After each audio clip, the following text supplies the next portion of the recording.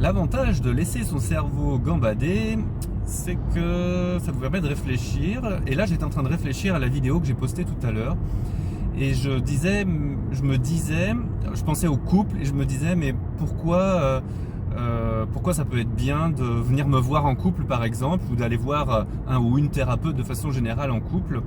C'est que si vous êtes en couple aujourd'hui, si vous êtes avec quelqu'un, c'est parce que vous ressentez de l'amour, parce que cette personne vous apporte quelque chose et vous lui apportez aussi.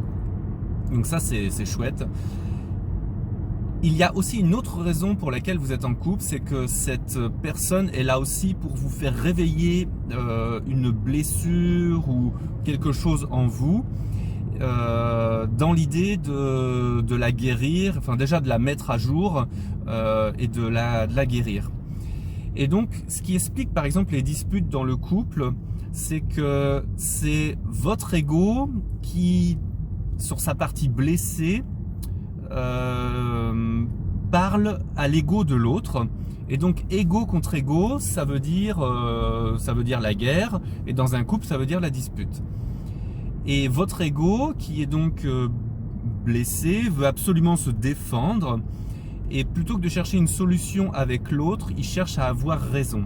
Et l'idée d'aller voir un thérapeute en couple, c'est que lui n'a pas la blessure que vous avez, et il permet de filtrer ce que chacun veut dire à l'autre et d'enlever la partie égotique.